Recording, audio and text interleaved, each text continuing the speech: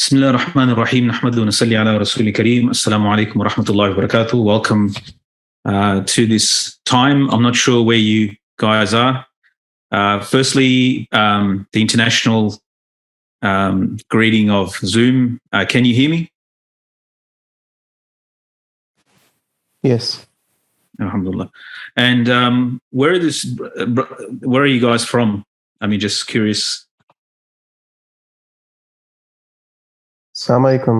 I'm from Montreal, Canada. Okay, Canada. And who else is here? Assalamu alaikum, ya Shaykh. USA. Okay, got North America, Malaysia. Assalamu alaikum, Shaykh. Salam. Where from? Yes, Shaykh. I am Muhammad Aslam from India. Okay, mashallah. Sayyid Abdullah from Saudi Arabia. Okay, wow. All right. Okay, mashallah. So from all over the alam, mashallah. Allah accept, inshallah. So firstly, I wanted to welcome all the brothers, I think some sisters here as well. Jazakumullah khair for joining us. Has any of you studied fiqh or Arabic or have any previous experience with the Hanbali fiqh or fiqh in general or studies? I can just sort of get an idea of where you're at. Yeah, I've studied Arabic and fiqh also. Okay. Anybody else done some formal study? Or? Yeah, assalamu alaikum. Yeah, Yes. I studied Arabic, a bit of Islamic studies. In terms of fiqh, I did a bit of fiqh as well. In Hanbali fiqh, I did. I'm still studying actually Umdatul fiqh. So I studied you're about too like advanced half. for this class. So what are you doing here? You're coming to test me. No. I'm learning the text that you're teaching. I've never studied before. Okay. Also, is any converts here who might not know the basic terminology? Reason I ask this because I don't know who's here, so sometimes I have to translate. Like I'm Imam of a masjid, and I get reminded all the time that you're using too much terminology and too many words. During the day, I teach in madrasa, Darul Ulum. So I'm teaching students who are becoming, inshallah, biznillah, Allah accept, they're becoming alims. Alhamdulillah, my students say imams and so forth here in Melbourne in Australia. But then when you go to Jummah and giving a masjid dars, then you'll have to make things like very simple. Sometimes in Jummah, there are converts sitting there, recent Muslims. So, as Muslims, we use a lot of jargon. Simple words even like taqwa or zuhud, or we use these words and alhamdulillah, we're comfortable with them. They're Islamic words. But a new Muslim might not even know what's going on based on that. So is anybody like that might need to simplify? There's no shame in it. It's just that it makes me aware of it, that you can send me a direct message if you're not familiar with the terminologies and so forth. If you want me to simplify it, then I will simplify it, inshallah, because this is going to be recorded and other people might listen to it. So just if you are an advanced student, I'm simplifying this for a reason, because this is like the first book that generally is taught. You'd be hard pressed to find something of this content. So it's focused on ibadat, as you know, and we want to keep it as simple as possible. You could say the lowest tier of studying of fiqh, introduction to fiqh, really. This is what we're talking about here. So I know that many of you may be aspiring sheikhs and muftis and muftiyas and so forth, inshallah. But take it easy on me. I'm simplifying it, not necessarily because the content is, and I'll explain to you the process, inshallah, how we're going to go through this. Sorry. If the brothers who are there doing the admin, if they can just let everybody in, inshallah, because I keep getting the notifications as well. Jazakumullah khair. You guys on top of it, so I'll leave it with you to make sure that let anybody in, so we don't let any brothers, sisters. Yep. I hope you can hear me. The admin brothers? Yeah? I'm assuming you guys are on it. Bismillah. All right. Bismillah ar-Rahman ar-Rahim. Nahmadu wa nasalli ala Rasul Kareem. Firstly, I just wanted to thank all the students for joining this course. And inshallah, it's a Mubarak opportunity, time-wise, inshallah. Just to know, it's 11 p.m. here in Australia. They wanted me to have this class at 1 a.m. in the morning. I said, take it easy on us. In Australia, we're at the other end of the world. For you, probably it's morning or early morning. This is, alhamdulillah, like I made it because there's some Australian brothers and sisters as well. So to take it easy on us. We're always studying at weird times. When we want to study with your sheikhs, we end up studying I've classed it this morning at 3 o'clock and 4 o'clock in the morning. At Fajr time, I have a class as well with my teachers in the UK. So, this is our way of getting back at you guys. But inshallah, this time that we're spending, inshallah, is in the path of Allah. Inshallah, it's Mubarak time. And we ask Allah subhanahu wa ta'ala to give us the tawfiq, inshallah, to complete this. So we start with the Bismillah and Alhamdulillah, wa salatu wa salam ala Rasulillah.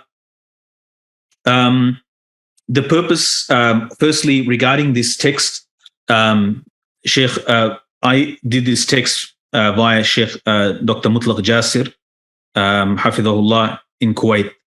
Shaykh Dr. Mutlaq Jasir is one of the brilliant scholars, especially in subsidiary issues of the Hanbali madhab and in usul as well. He's relatively young, he's in his 40s. His durus are very well known.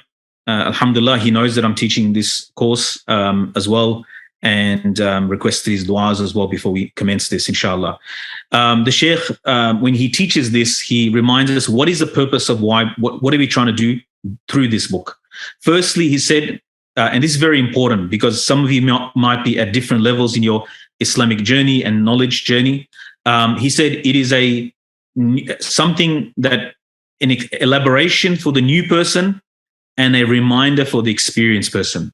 So it's a detail, like for a new person, a person who hasn't studied fiqh or Hanbali fiqh, this will be a lot of new things. And for those who've studied fiqh or Hanbali fiqh before, this will be very simple, and it will be a revision for them. So the first thing is, we're studying the book in English. I'll read the Arabic of the text, just tabarrukan, because the Shaykh's words, and read it. And then I'll go, the course is in English, it's not in Arabic. If you want to do the Arabic of the course, the Shaykh and other ulama throughout the Middle East, they teach this book, and you might want to organize one of those online, they have online courses.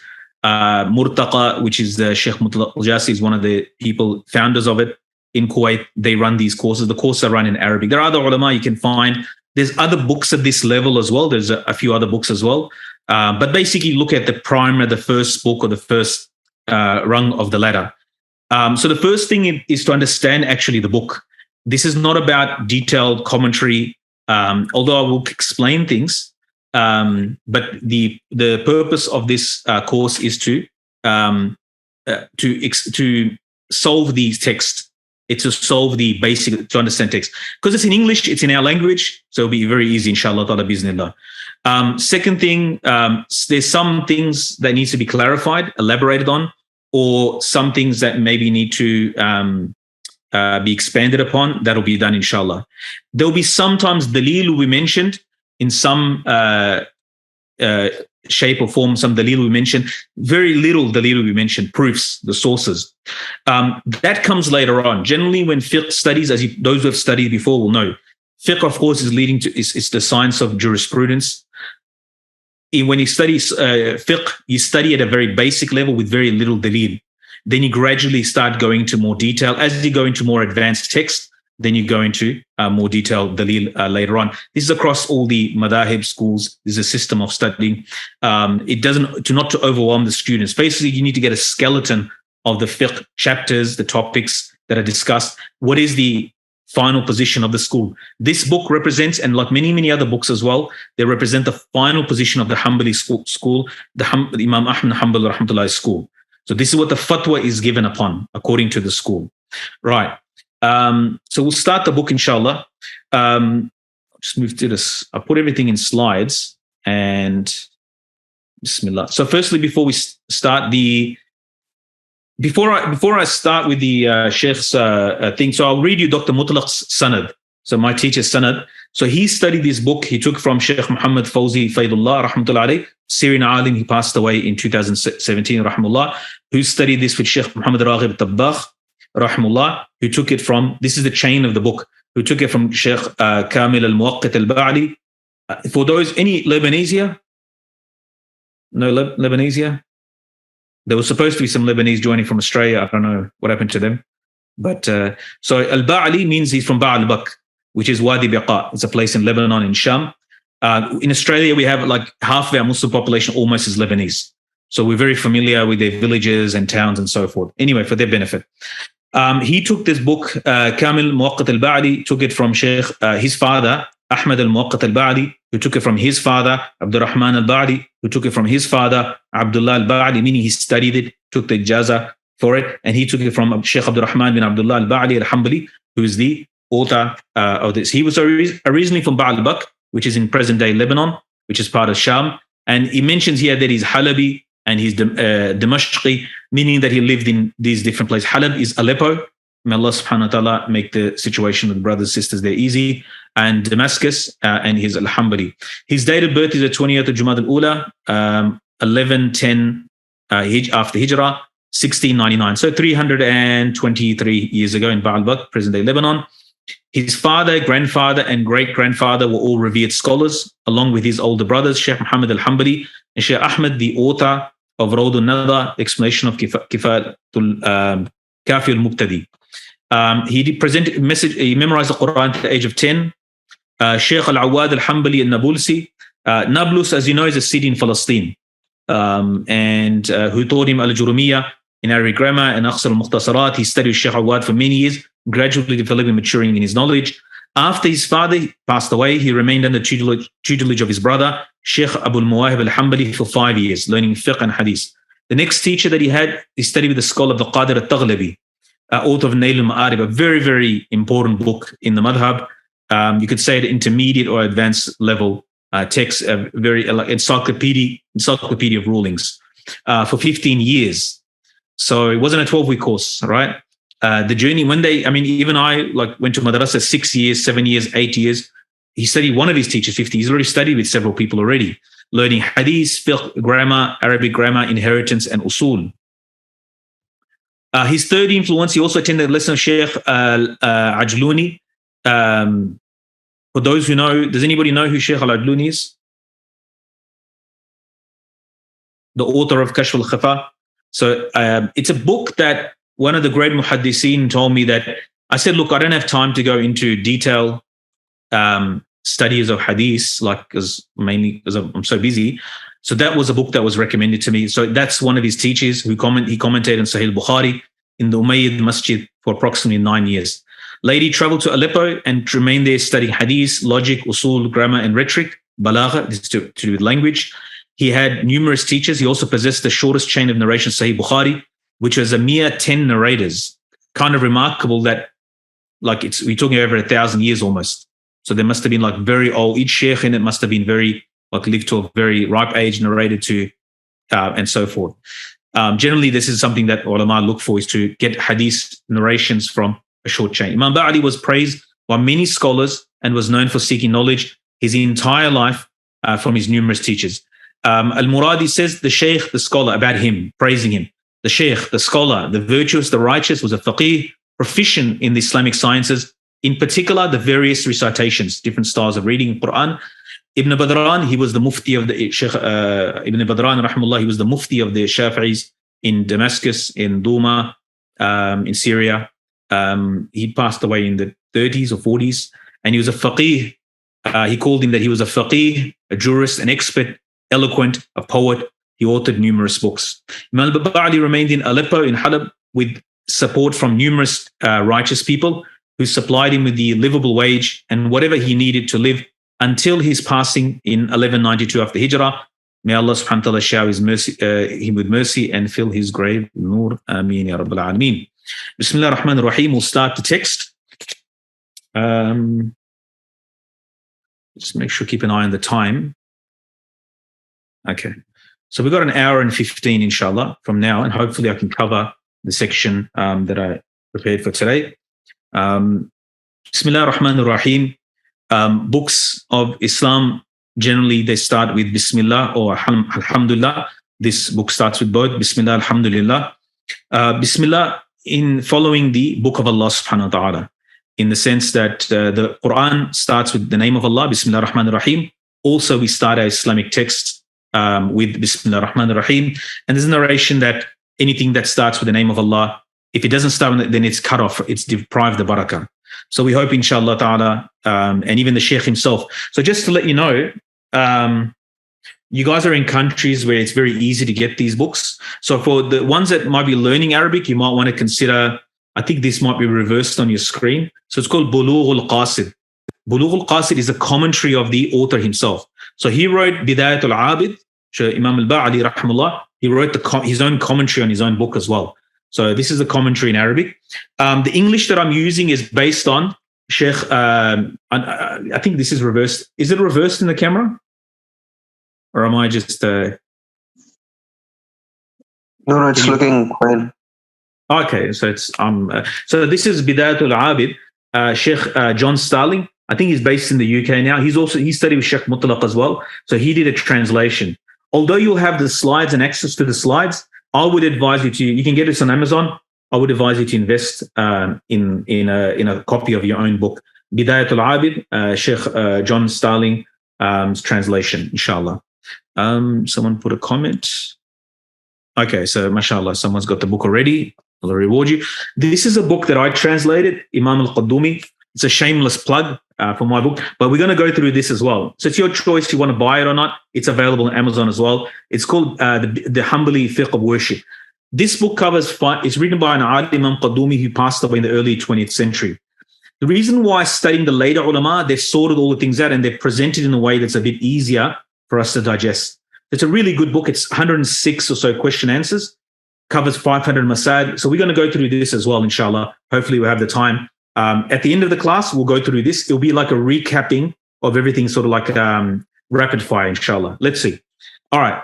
So those are the two books. Beginning of Worship, Imam Qaddumi's translation. It looks like this is a black cover. So these two books will cover with the content. The commentary that I'm using, I've got notes here, is what we're covering today is 50 pages of commentary, hopefully, inshallah. It's Munyatul Sajid. So those who are studying Arabic, there's a commentary by Kuwaiti alim, contemporary, who's now alive now, relatively young. So he did a very nice commentary called Munyatul Sajid. So that's about 500 pages of commentary. It's a very small book, Bidayatul al-Abid, but mashallah, within that, there's a lot. He brings in a lot of other things as well. And I use it to prepare this lesson, inshallah. So I'll read the Shaykh's introduction. Alhamdulillah, alladhi faqaha fi dini man sha min al-ibadi, wa waffaqa ahla ta'ati lil-ibadi was-sadadi.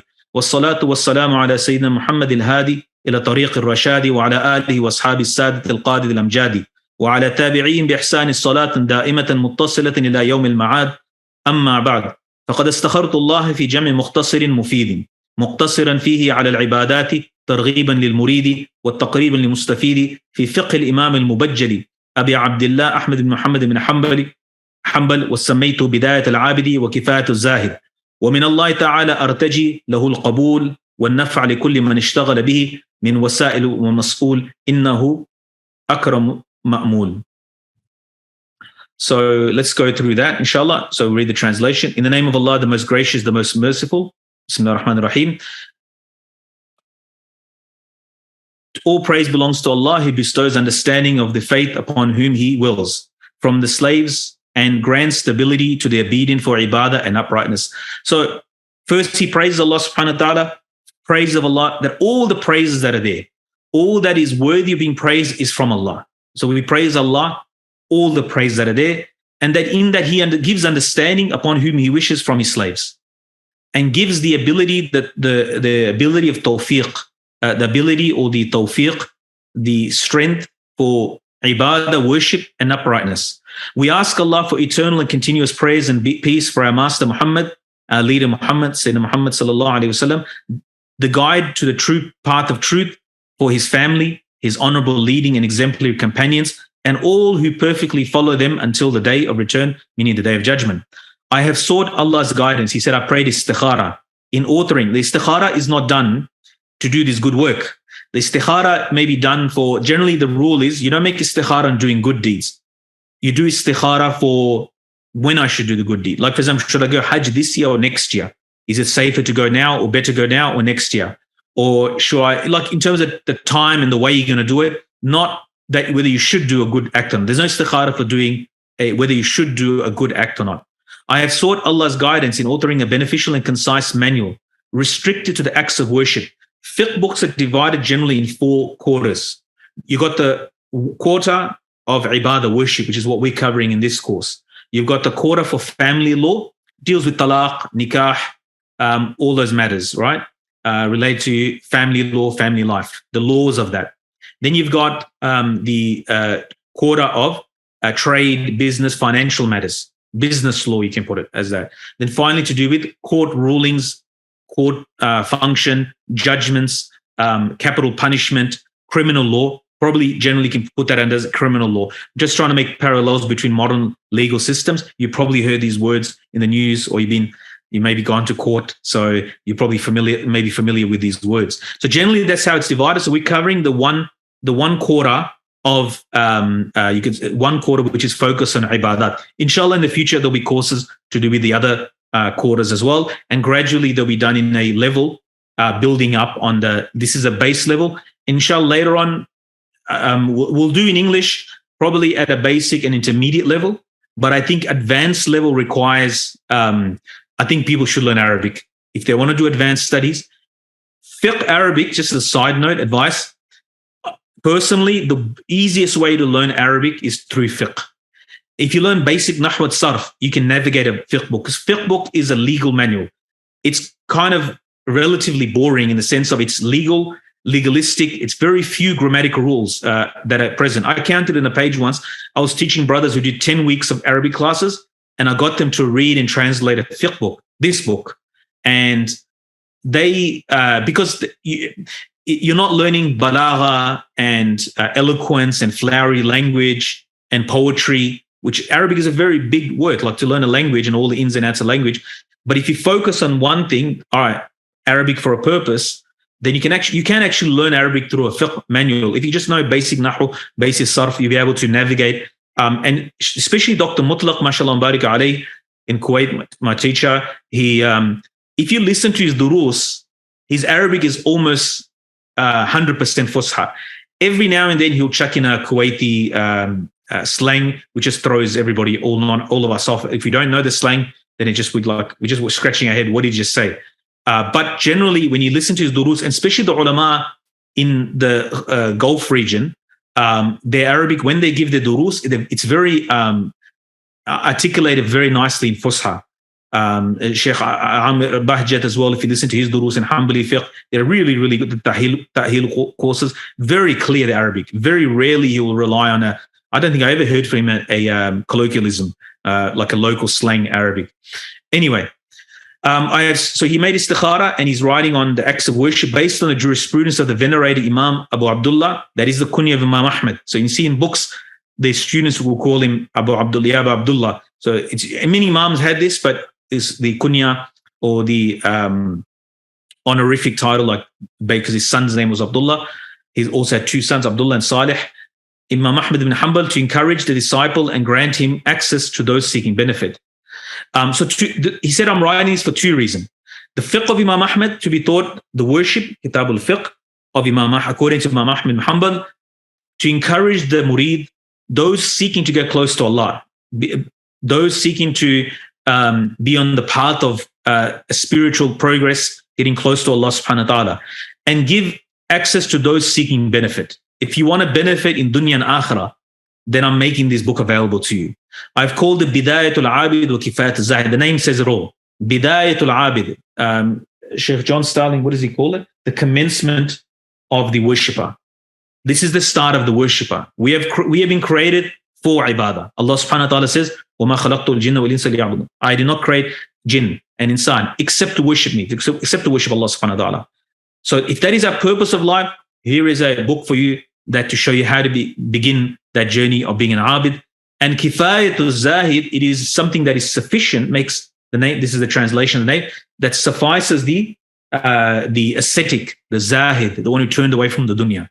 So, right? So if we turn away from dunya in our hearts, this will suffice him as well. I'm not going to waste, the Zahid has turned away in everything from all the creation. man, everybody is turned away from everybody. But this is enough for him that I will not waste his time.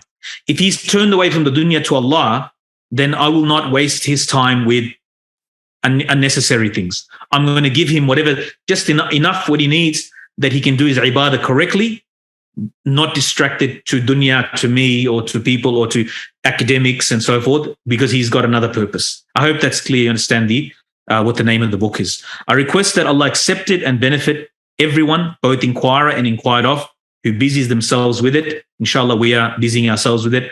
This dua, the Shaykh is making dua for us as well. For indeed, he's the most generous in whom to place one's hope. This is a little extra thing. This is not from the book. I've added in there. There are 5 legal rulings in the book, in all fiqh, and especially in the Hanbali fiqh, that we need to know this terminology, right? Just shrinking this. Okay. Legal rulings are of 5 types. Upon them, Islamic jurisprudence is based. It is necessary to know them. They are wajib or necessary. One is rewarded for performing it and censured for omitting it, unless legally exempted. Meaning that it's a sin to sin to leave it. So it's necessary. You can't do without it. Haram or unlawful. It is the opposite of wajib. The dua of haram is punished and is rewarded for omitting it. So wajib you have to do, haram you have to avoid. Mandub or recommended. One is rewarded for doing it, but not punished for omitting. The highest form of mandub is sunnah, and then fadila, and virtue, and then nafila, supererogatory, right? So these are mandub.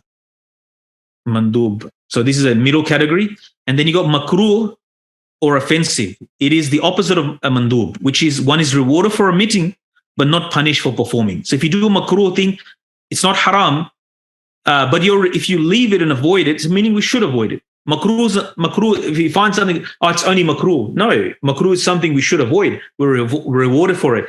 And people make an effort to avoid the makruh things. I mean, imams in the past, they would avoid the things that are forbidden in the other schools, right? Out of taqwa, out of wara, they were extra cautious. It's a matter of akhirah, right? It's not to be blasé. But this is according to the mazhab itself. Wajib is generally understood to be synonymous with fard. So it's like in the Hanafi mazhab, fard is considered like a separate category. But generally in Shafi fiqh and Hanbali fiqh, these two are considered synonymous. However, in many masail, it is differentiated. There are some masail we'll see later on where there's a differentiation made between. In certain cases, they're not exactly the same. So sometimes it's things are classified as fard, and sometimes things are classified as wajib. Where a mission of fard will invalidate the action, while the mission of a wajib can be excused if missed forgetfully or out of ignorance. For example, someone didn't read Bismillah when making wudu. It's wajib. If you miss it, you've done wudu, your wudu is fine, right? If you remember it afterwards, your wudu is still okay. It's excused because out of forgetfulness. But if you forgot to wash your feet, right, and you remember 2 hours later, your wudu is invalid. Whatever you did, ibadah, you have to repeat that. You understand the difference there between fard and wajib, as an example? But at the beginning of wudu, both are required. Both things have to be done. But there's a distinction if you forget or miss it out of ignorance. Any questions about that before we commence the actual text of the book? Straightforward? Okay. Kitab al-Tahara. I have a question. Yes. So mandub and mustahab are one and the same? No, as you see, the mustahab is a, you said mustahab, right? Yes. Yeah, they are the same. They're the same. But within that, there are acts that are graded. So in the Hanbali mazhab, the mandub is, mustahab, it's the same. It's the same. Right. That was you, the one who raised the hand? Yes. Actually, I forgot something. I'll just stop share this screen. I'll share another screen. Before I commence the book, I wanted to just read a little bit of the biography of Imam Ahmad rahmatullah to you. So, I mean, sometimes we don't know because we owe a debt to him. He's one of the 4 great imams of the Sunnah wal Jamaat whose schools have survived till our time. Mind you, there were more madahib, more imams than 4. but all these four Imams, their schools have survived intact with a chain right up to the Imams. And of course, then it continues back to Rasulullah Sallallahu Alaihi Wasallam through their teachers and teachers, etc. But these schools have survived intact with a large amount of ulama generationally transmitting the school, teaching it, knowing the ins and outs, and they also understood the Imam. So for example, Imam Bukhari, rahmatullah alayhi, his book survives, Sahih Bukhari. We study madrasa, teach it in madrasa, and elements of his fiqh survived, in the sense of like aspects of his fiqh survived. His school, he was a mujtahid himself, but like we don't have a coherent, complete school, as far as I understand from the hadith ulama, that we don't have a complete school that has been transmitted. Only aspects of his school through some of his books. But like Imam Awza'i or Imam Lays ibn Malik or other Imams, Sufyan Thawri, these were people that had, but their schools over time either got amalgamated into the four, or they just became, unfortunately, they became defunct, like the Zahiri school and so forth. So that's just not that we say the four madhahib, like just somebody else is coming in. The four schools are the only, so they are the only schools now, right, for the last 800-900 years. But they're a coherent, complete system and frameworks for following the whole Quran and Sunnah. Being a Hanbali, and I think many of you are Hanbalis as well, so there's a bias, obviously, we'll have to our Imam. The Hanafis will have a bias to their ones first. We say we have what you Imam has and all the other Imams have as well. You know, people can make this. The Shafi'is also remind me that, you know, our Imam was your teacher, your Imam's teacher, etc., etc. These things, if it's friendly and they just, if they're brotherly and friendly, they're fine. But they should not become a source of enmity and so forth. Unfortunately, these are acceptable frameworks the Ummah has been blessed with, and they give you different aspects. This is a very simplistic example. But someone asked, I try to explain to young students who are teenagers. I said, it's trying to explain, they said, which one's better? I said, it's like trying to say which one's, comparing a fast boat to a fast motorcycle to a fast car, like which one's better? It depends, right? It depends on your angle. And the Imams, all four are beneficial for us. Even as a Hanbali, we benefit from the other schools. Like I'm holding this pen, let's say in front of you. And if imagine we're sitting in a halaqah. We all look at the same thing, but because we're all sitting at different angles, we all got a different perspective, right? So if you see, once you study, inshallah, we get the tawfiq to study the usul in the waraqat course, and we develop an appreciation that it's the mechanics behind it. Because at the moment, we're just studying the masail. We're not studying the detailed mechanics behind the scenes. And we have to be very cautious that although one of the ulama, you know, when he used to teach in the fiqh, those who know Arabic, they'll understand this. So when he got to the section, we have it in our books as well. So whenever he got to, in his mazhab, like as a Hanafi, I won't say the alim's name, when he got to walana and lana, according to us, he would put his hand up in the air like walana, like, you know, according to our school. So this is, if you're doing it out of like you love your school, it's fine. There's nothing wrong with that. But we should be careful that it doesn't become a source of division in the Ummah. The Ummah was united when we had these schools. We had more than these schools and we were united. We had more than 100 schools at one time, and Ummah was more united. So these are not the source of it. We have other problems that we need to fix. Anyway, let me read about Imam Ahmad. He was known as Abu Abdullah, Ahmad bin Muhammad bin Hanbal. So Hanbal is his grandfather. So there's a whole school named after his grandfather, Hilal bin Aswad al-Shaybani al-Marwazi al-Basri, by paternal lineage, meaning through his father's side. He was born and brought up in Baghdad. His family tree meets with Rasulullah Sallallahu Alaihi Wasallam at Nizar bin Ma'ad bin Adnan. Being Arab, eventually the tree meets up somewhere in the past. As for his mother, she was from Banu Amir, clan of Shayban tribe. Her name was Safiya. Rahmatullah alayha. Imam Ahmad was born in Baghdad in the month of Rabiul Awwal, 163 after Hijrah. His mother arrived in Baghdad from Marw in Faris in Persia, where she was expecting him. His father was a soldier who was stationed at Marw and was transferred to Baghdad. However, his father passed away at the age of 30 when Imam Ahmad was only 3 years old and was therefore brought up by his mother. She dutifully paid attention to his moral upbringing and raised him as in an atmosphere of piety and knowledge. She would diligently send him to the maktab, the kutab, the classes with the Shaykh in the local mosque. He continued in this way until he excelled his peers. Due to his family's poverty, the teacher would sometimes not take fees, but would instead take assistance from Imam Ahmad in teaching the other children. He was exceptional among the youth of his generation, piety, and his speech was pure and morally excellent. Seeking knowledge from an early age, Imam Ahmad had an intense love for seeking knowledge of deen. He was diligent and hardworking in his studies. Students used to come from all over the world to study in Baghdad. When he was 17, he started his travels in the acquisition of knowledge. His travels took him to Kufa, Basra, Mecca, Medina, Yemen, Sham, and throughout the Arabian Peninsula. He documented knowledge from all the scholars of these lands. His desire for knowledge was so much that he always arrived at the gatherings of knowledge and hadith classes before Fajr. Please, latecomers, please take note.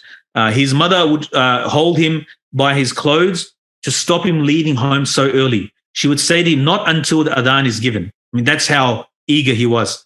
He studied so diligently that he could not get an opportunity to earn a livelihood or get married. He only married when he reached the age of 40, after he had satiated his thirst for knowledge. That was the commitment of Imam Ahmad for knowledge. Imam Ahmad's initial studies were in seeking the knowledge of hadith. He started with Hushaym ibn Bashir, and out of all of his teachers, he spent the longest time with him. That is from 179 after Hijrah to 183 after Hijrah, about 6 years. He also read a hadith from Qadi Abu Yusuf, the student Imam Hanifa. He also learned from Rahman ibn Mahdi and Abu Bakr ibn Ayyash. May Allah fill all their graves with nur. Even when he was older, older in age and vast knowledge didn't prevent him from attending and continuing gatherings of knowledge, attended by much younger seekers. He used to listen and write the lessons without being bored or fatigued. Someone said to him at this age with an inkpot and saw him with an inkpot, "Oh, Abdullah, you are still like this, that is studying knowledge, and you're an Imam of the Muslims." Imam Ahmad replied, "With the inkpot until the grave." He also used to say, "I will seek knowledge until I enter the grave." So this lists his teachers. I won't go through that.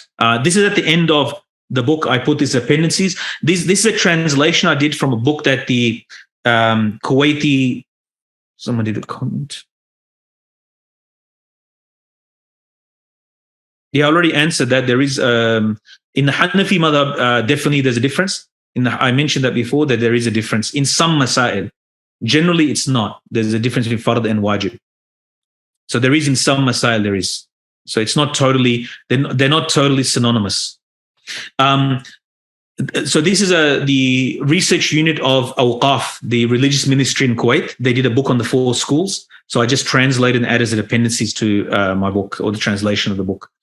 And it mentions people like Imam Abu Yusuf, Qadi Abu Yusuf, Imam Hanifa's student. And so that's, and Imam Shafi, rahmullah, is mentioned there as well. So he sort of had the luxury of being later. I mean, as a Hanbali, I take that as an advantage. He had all the madahib of all the Imams at his fingertips.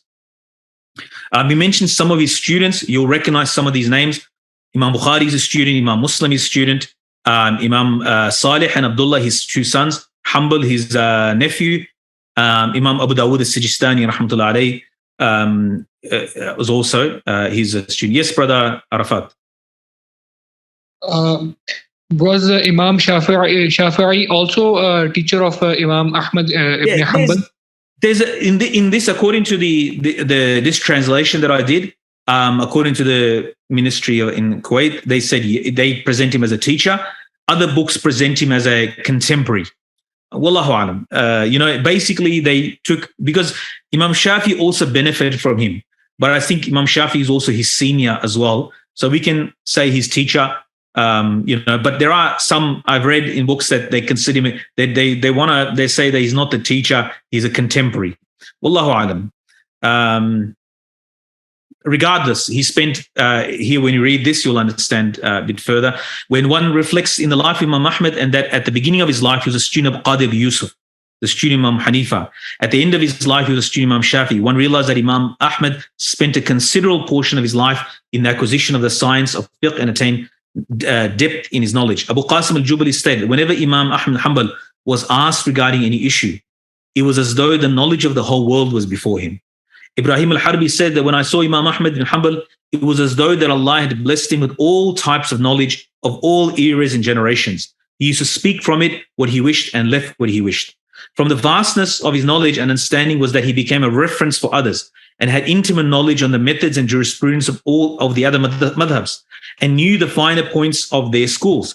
Ibn Taymiyyah, Shaykh al-Islam Ibn Taymiyyah rahimahullah, mentioned that Imam Ahmad bin Hanbal and Ahmad bin Faraj ibn Jawzi used to both be asked about the masail related to Imam Malik, Imam Sufyan Thawri, Imam al-Awza'i, and Imam Abu Hanifa's mazhabs.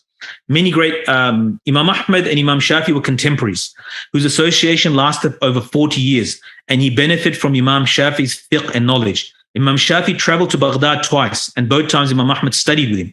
Imam Ahmad also met him on his journey to Mecca. His Shaykh Imam Shafi bore witness to Imam Ahmad as an Imam in fiqh and knowledge. He said Ahmad is an Imam in regards to 8 characters: Imam in hadith, Imam in fiqh, Imam in lugha, Arabic language, lexicology, Imam in Quran, tafsir of Quran, Imam in faqr, pious self-sufficiency, Imam in asceticism, zuhd, having indifference to the dunya, Imam in taqwa, in piety, and Imam in sunnah, rahmatullah alayhi. Imam Shafi said, I left Baghdad, but I did not leave behind someone more pious, God-fearing, with a more deeper understanding and knowledge than Ahmad bin Hanbal. Abu Ubaid al-Qasim bin Salam said, knowledge culminates in 4. Ahmad bin Hanbal, who had the deepest understanding. Ali bin Madini, who was the most knowledgeable. Yahya bin Ma'in, who wrote the most. And Ibn Abi Shayba, who memorized the most. Bishr ibn Haris al-Hafi was once asked about Ahmad bin Hanbal. He said, I have been asked about Imam Ahmad bin Hanbal. I have been asked about Imam Ahmad bin Hanbal. He entered a furnace and came out as pure gold. Abu Zur'a al-Razi said, my eyes did not see the likes of Ahmad bin Hanbal. Abdullah bin Muhammad bin Abdul Karim said, in regards to knowledge, he said, in knowledge, in zuhud, in fiqh, in ma'rifat, cognizance, knowing Allah, and in all good, my eyes did not see the likes of him. The greatest incident in his life that tells us of his status, virtue, steadfastness, and how he surpassed all others was his patience and firm-footedness in the days of the great trial or mihna. So this is the defining moment of Imam Ahmad's life. That's why we call him Imam Ahlus Sunnah, the Imam of Ahlus Sunnah wal Jamaat. Yeah, in terms of him meeting a tabi'i, no. In terms of meeting a tabi'i, there's a discussion on that, right? So the tabi'i that's as far as, but not a tabi'i, as far as I know. Wallahu alam. So the mihna is that trial where the khilafah was taken. Ma'mun Rashid became Mu'tazili, joined this sect, had aberrant beliefs. And when they forced the ulama, the state religion became the Mu'tazili creed. And ulama were made to sign papers, police were sent to their houses and basically forced to accept it. Now, everybody signed it even though they didn't want to. They didn't believe in it, but they had to because else they'll be tortured. But there was only 4 ulama that were left that refused to sign it. 2 of them were tortured to the point they signed it. Then it was Muhammad ibn Nuh, or Nuh bin Muhammad, and Imam Ahmad bin Hanbal were 2 left. They were put in chains. They were going to be taken 1,500 kilometers to Ma'mun. He was in Tarsus in Sham or Turkey, and he was there in some war or something, and then they were going to present him to him. The last one that was left, Muhammad bin Nuh, if I remember correctly, he said to Imam Ahmad, basically warning him, because he knew that he's going to die. He gave him Imam Ahmad prayed his janazah and buried him on the way while in chains. And he said that he goes, you're the only one left. So imagine the whole weight of the whole ummah is on his shoulders, that he has to stand his ground against the Khalifa. Nobody's there he's by himself. So this is his sabr and his, isn't amazing. This shows what a person he was, that at a very, it began during it explains it there, and they insisted on certain beliefs. And he was tortured. I mean, he was whipped until he fainted and people stepped on him. A person who knew 1 million hadiths by heart, right? Imam Ahmad is considered, along with Ishaq ibn Rahawayh, to memorize the most hadiths in history, 1 million, alf hadiths. And he said while he was on the ground, he's fainted from being whipped. People are stepping on top of him. I mean, these Imams, Allah fill their graves. We know what Allah reward them, and on behalf of the Ummah of Nabi Sallallahu Alaihi Wasallam. That's why the whole Ummah, not just Hanbalis, the whole Ummah owes a debt to Imam Ahmad. He's one of our superstars, one of our great Imams that saved this ummah. Allah saved the ummah through him. Imam Ahmad passed away in Baghdad mid-morning on the day of Jum'ah on the 12th of Rabiul Awwal in the year 241 after Hijrah. He was 77 years old. He was buried after Asr. He had a fever from the Wednesday of the previous week. So he was ill for 9 days. His condition worsened over that period and he did not recover. His janazah was attended by such a large crowd, which was never seen by Muslims before. May Allah Ta'ala descend His special mercy, Imam Ahmad. May Allah bless him with the highest level for those. Ameen Ya Rabbil Alameen. It's said about Imam Ahmad that the janazah, 20,000 Jews and Christians said Shahada because of that janazah, what they witnessed. So, let's continue with I think there was a little few notes. No, that's it, inshallah. And we'll get back to the book. Just I thought we should know who Imam Ahmad is and his life. And he was such a person of zuhud, indifference. Imam Ghazali rahmatullah said that the four Imams and Sufyan Thawri, if I remember correctly, they had the most zuhud, indifference to the dunya. And out of them, the one who had the most zuhud out of them was Sufyan Thawri and Imam Ahmad bin Hanbal rahmatullah alayhi, meaning they turned their hearts away from the dunya. Someone came to him, told him the Mujahideen was in Khurasan, in Central Asia, they were, I heard the Mujahideen in battle, in the camps at night, in Tahajjud, they'll make it, Mujahideen, they're in war. They're making dua for you. Because I crossed the whole battlefield. So imagine, like, he's going through his difficulty from the Khalifa, and Imam Ahmad, he said, when you know the reality of yourself, what people say doesn't make a difference. When you know who you are, even though such a huge honor is there, Mujahideen are making, they're not making dua for the Khalifa that sent them, they're making dua for him. But he said that when you know the reality of yourself, what people say. There was something I was reading beautiful the other day. Shaykh Ibn Badran rahmatullah, in his book, it's there on Hanbali fiqh. It's a elaboration. It's been translated to English. It's a really good book. Darul Arqam from UK translated it. But he, rahimahullah, Imam Ahmad said, glad tidings for the person when he walks by himself. When people want to follow him, he stops, finishes with the person, lets him go his own way, and he walks by himself. That to have such a detachment from even people. Kitab al-Tahara, the book of purification. Tahara, the books always start with Tahara first. Why? Because it's a prerequisite, the most important ibadah act, which is salat. So, Kitab al-Tahara huwa irtifa'u al-hadasi wa zawal al-khabathi. والمياه ثلاثة طهور وطاهر ونجس فالطهور الباقي على خلقته طهور في نفسه مطهر لغيره. I'll read the Arabic and then I'll start the English translation and then explanation. يجوز استعماله مطلقا والطاهر ما تغير كثير من لونه أو طعمه أو ريحه لطاهر وهو طاهر في نفسه غير مطهر لغيره. ويجوز استعماله في غير رفع حدث وزوال خبث والنجس ما تغير بنجاسة في غير محل تطهير ويحرم استعماله مطلقا إلا لضرورة والكثير قلتان فأكثر واليسير ما دونهما وهما 100 رطل و7 أرطال و7 رطل بالدمشقي وما وافقه وكل إناء طاهر يباح اتخاذه واستعماله غير ذهب وفضة. So tahara, purification, cleanliness, it is the removal of hadath, state of impurity, and elimination of khabath, physical impurity, right? So that's the first part. So what's the hadath? Hadath is a state. For example, you wake up from sleep. You had a night's sleep at nighttime. You wake up in the morning. You're not in a state of wudu. You've lost your wudu, right? And so you need to make the wudu, the ablution, or we just call it wudu, right? Maybe over translations sometimes don't help us. So that's called a state. It's called a hadath. The Arabic word for it is ha, dal, ta. You can go back to watch the video of this or look into the book and see the Arabic word ha, dal, ta. It's hadath. And elimination of khabath. The second type of purification. What's purification? Remove the hadath and eliminate the khabath. Physical najasa, like urine, stool, feces, blood. You have to clean, right? It's dirty. Water is of 3 types. So the first thing that he starts off with is the thing that you use for tahara. which is water. So waters are of three types: tahur, tahir, najis. Right?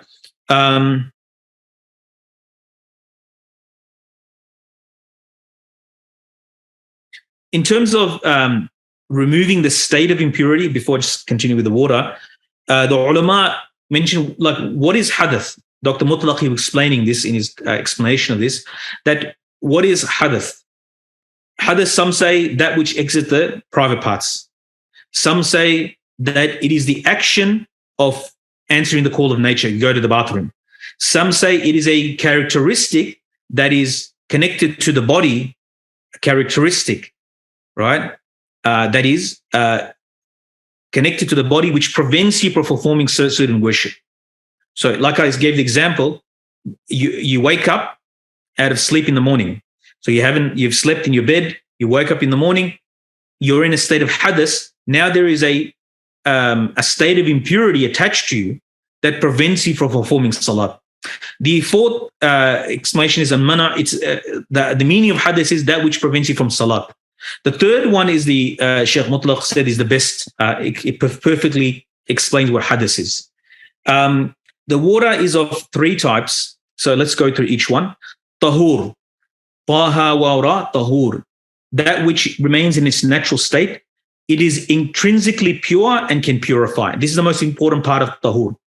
It is water that is pure and can purify. It is categorically permissible to use. Now, Dr. Mutlaq, he breaks down the tahur into four types of tahur. We don't have to worry about this a lot because we generally just turn the tap on, the faucet on, and we just get water. And, we don't have to think about these things. The waters, I think, throughout the world, and everybody that's probably listening, this is something that we don't have to actually even think about. But for fiqh purposes, we have to know it.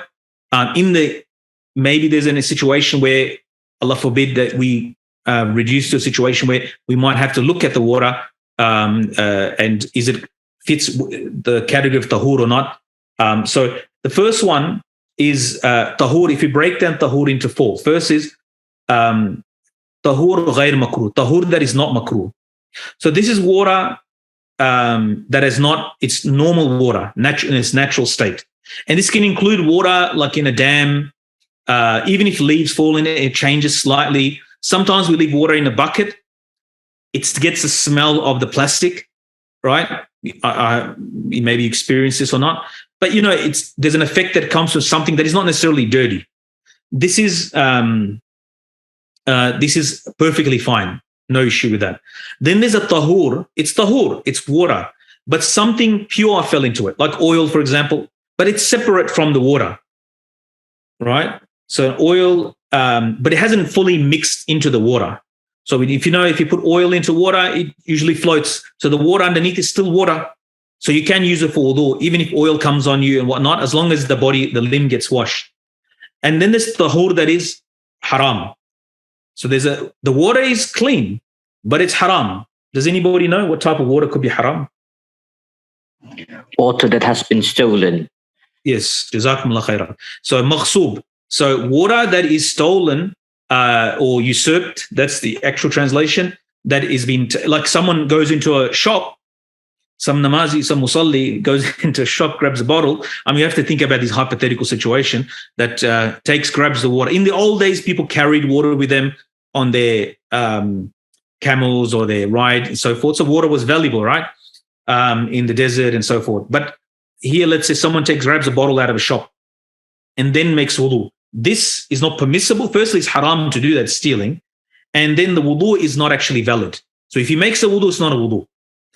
Other imams like Imam Hanifa rahmatullah, it's still haram for them, but they consider the wudu to be valid, as far as I know. The fourth one is which we'll learn maybe later on or in more detailed books, that the water is permissible for some, impermissible. So this is a specific category where a woman has been alone with the water. She took a bucket of water. There's actually riwayat for this and so forth. These things practically we don't have to worry about. She took the water and she was alone with the water. And so this is permissible for women, but it's not permissible. You can use it for other things. You can use it for drinking, you can use it for cooking. There's no issue with that. But you can't use it for, it's no longer tahur for men. It's tahur for a man. So that's an exception. So that's tahur water, right? So you can put it that two of them are permissible to use for men. One of them is permissible for men, only for women. And one of them is totally haram. Tahir is that which has greatly changed its color, taste, or odor due to a tahir object. It is intrinsically pure but cannot purify. So it's tahir, it's pure, but it cannot do the function of purification. It is permissible to use except to remove hadas or khabas. You can't even use it for removing filth. Either of them, hadas or khabath. You have to use only tahur water for that. Right? So that which has greatly changed in color, taste, odor due to a tahir object. So it's greatly changed. So just keep note of that word. Not in Arabic, it says not yasir, not a small amount of change. Sometimes, like if you put a drop of milk in a bucket of water, it'll change it. But that's different to like a glass of milk being poured into it. Right? A glass of milk will totally, you'll probably not even, a way to maybe know is that when you look at it, you no longer can call it water. Right? This is that it greatly changed the point of that it's not really considered. Like you put tea bags in water. Now you call it tea. You don't call it water anymore. Right? So that's tahur. The next one is najis. Those who are Shafi'i, I think there's one, people study Shafi'i fiqh, you probably recognize these categorizations.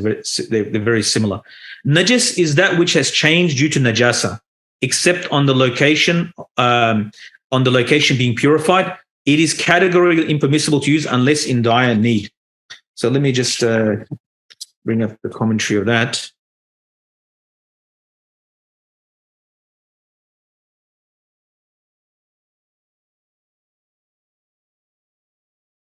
So just one thing I missed out on the tahir. He gives the color changes. Color, taste, odor changes, and tahir object goes into it, like it mixes into it. And I gave the example of the milk, and it changes a lot. Also, water that is used previously in tahara. So let's say somebody makes wudu, and then all the water is collected into a container. That water is not najis. It's like you wash your face, mouth, nose, arms into it, collect the water. Why would somebody do that? Yeah, somebody might not want to do it. Let me just see. Someone would have.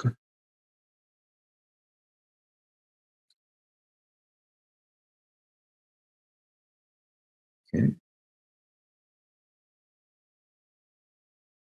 Yeah, I've got to keep flicking the screens for the chat. Someone gave the example of juice as well. Well, juice is a totally separate thing. I think you may mean cordial, like cordial goes into water. We call it cordial. I don't know what in your countries you call it. Like you put a syrup into a water. I think that's what you might mean. Ibn Taymiyyah did say that, but that's not the madhab. Rahimahullah ta'ala. There's in the commentaries in detail works, you'll find that. Leave those ikhtilafat out for this. I mentioned at the start of this course, this class, that because it will confuse some people that might be new to some of they can, as we go into more, inshallah, advanced courses, jazakallah khair. Yes, blood is najis. We'll get to that we'll get to najasa in the middle. You know, my teachers, they said, keep your pants on till you get to the river. It's coming, inshallah ta'ala. So, but anyway, color changes, that number one, or one of its attributes changes.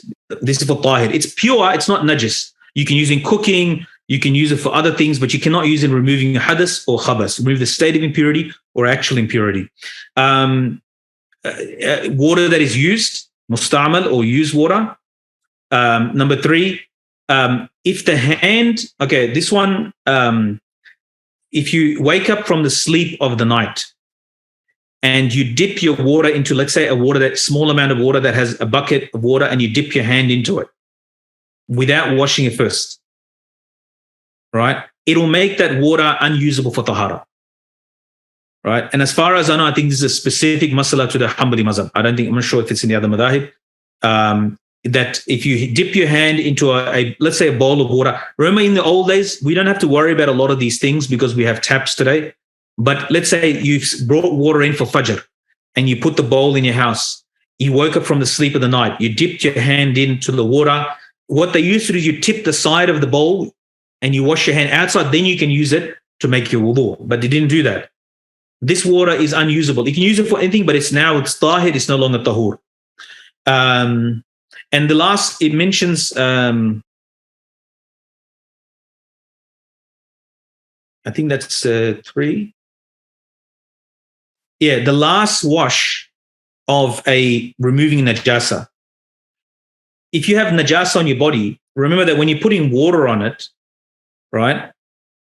When you're putting water on it, isn't the najasa is mixing with the najasa is mixing with the najasa is mixing with the water, right? So it's getting dirty.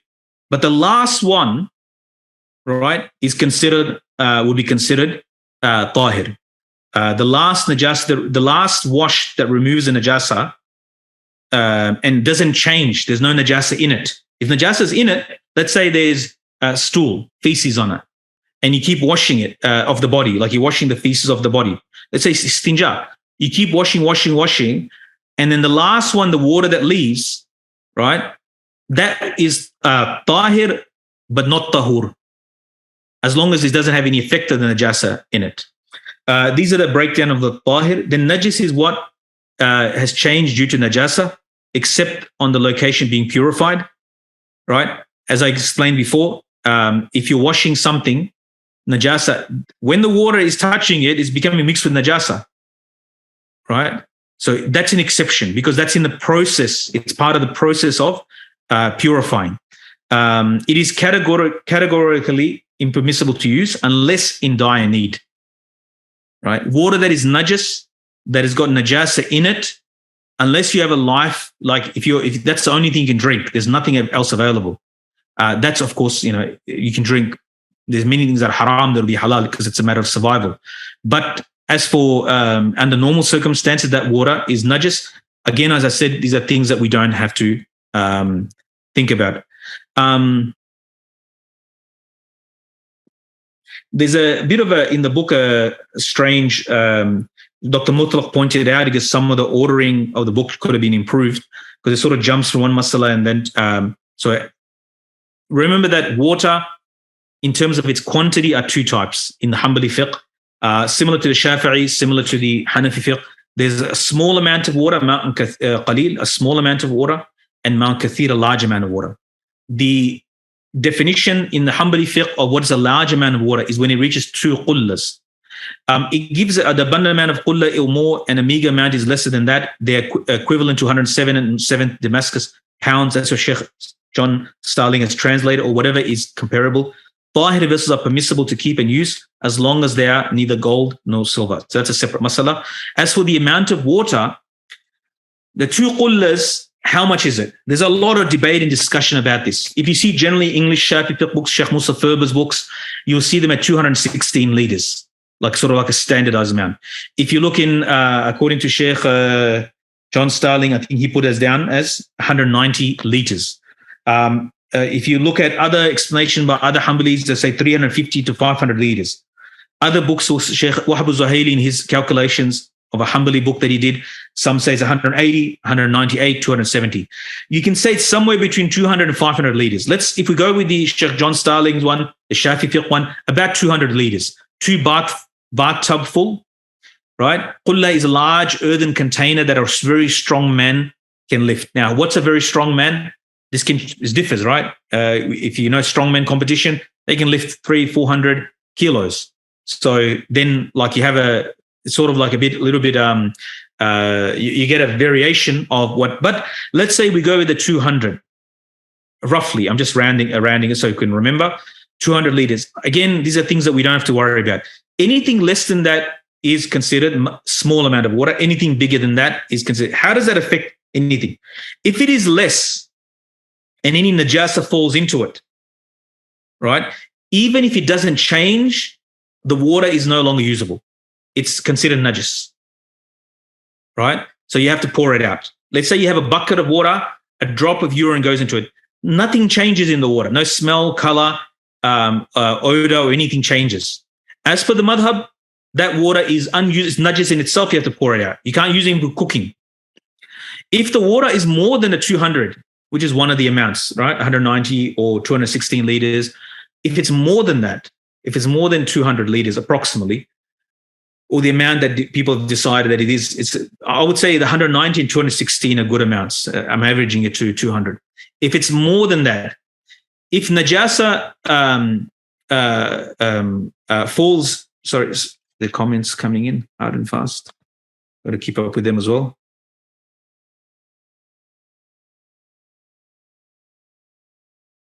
The whole water.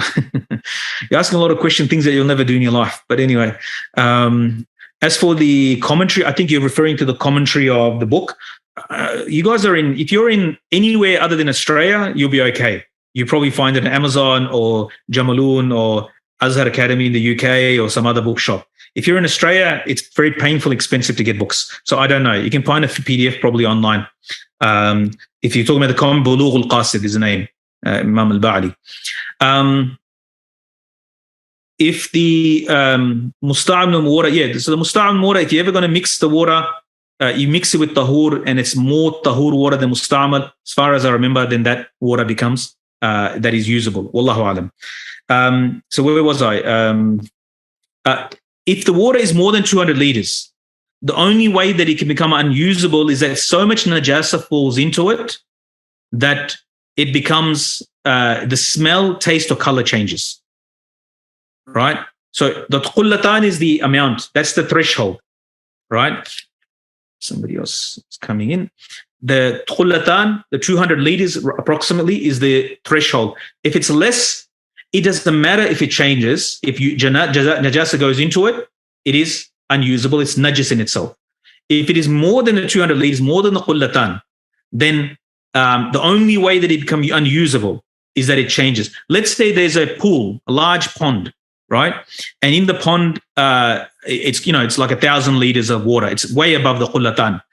But so much najasa came into that pool that its smell and its taste and its color changed because of najasa. That water is najis, you can't use it. All right, I hope that's clear. Something you probably never have to think about in your life practically. All right, let's, was there anything else from that, from those masail?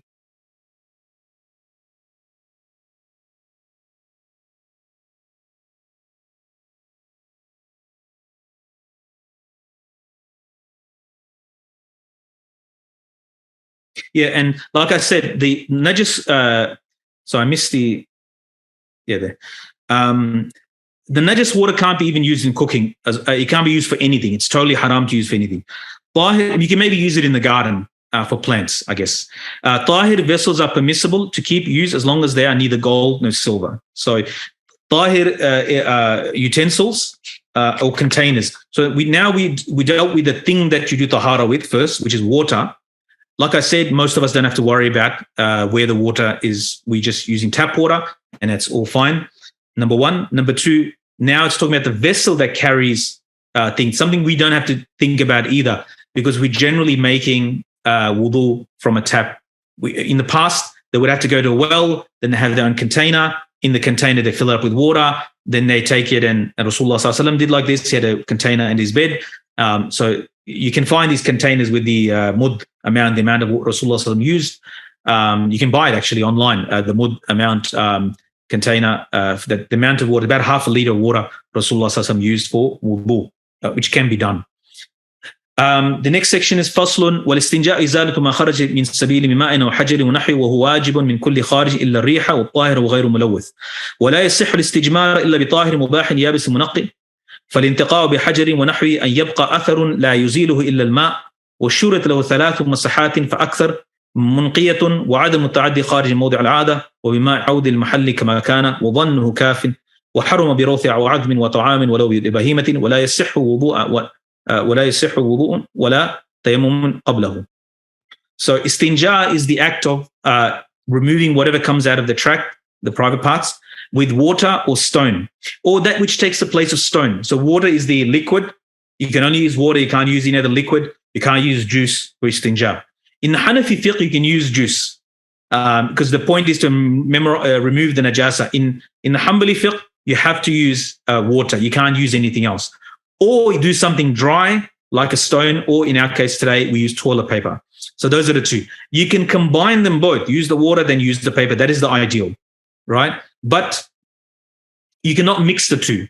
The dry thing has to be dry, and the wet thing has to be the water. The liquid has to be water, right? So it's actually mentioned in the books that what is dry, the stone, because if you only combine the two, you actually don't achieve good tahara in either way. You actually spread the najasa.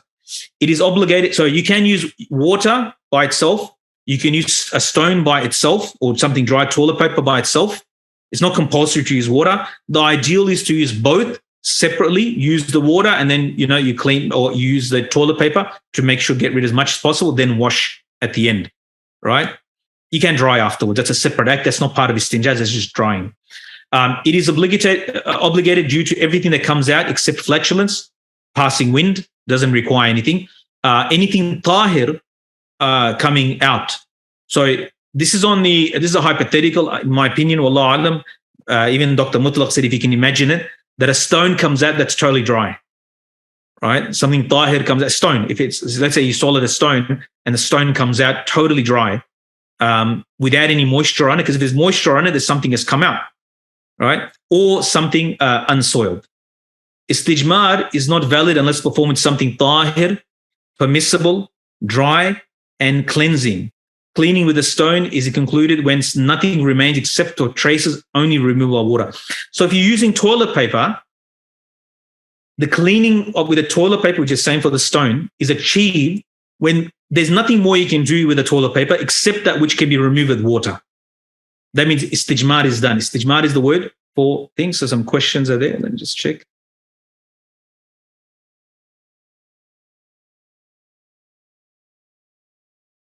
I don't know. Maybe I shouldn't have mentioned about the najis water for growing trees. Wallahu alam. Now I dug a hole for myself. I don't know. If water shower, the water bidet shower alone permissible? I don't understand. Bidet, I think he's talking about bidet, like water bidet alone. Yeah, it's permissible. I mentioned that. What if someone Muslim shower? Yeah. What if someone relieves? You understand? So just water. I mentioned that. What if someone relieves himself in the ocean and the water around him just in that particular area changes its color and taste and smell, but not the whole area? So does that? Yeah. If the water that you're in is got najas, you could smell it, then it's najis, right? If the smell is there. But if all right. The following are prerequisites that it be made with 3 wipes or more, which cleanse. The excrement must be not surpass its normal location. It doesn't go beyond the normal area. And if water is used, it must completely clean the area. The assumption of which is sufficient. It is impermissible to use manure, like a dried manure piece, bone or food, including animal feed. Neither wudu nor tayammum are valid when made before it. So the istinja must be done first. In our case, generally, alhamdulillah, we have water available easily, and we have toilet paper available easily as well.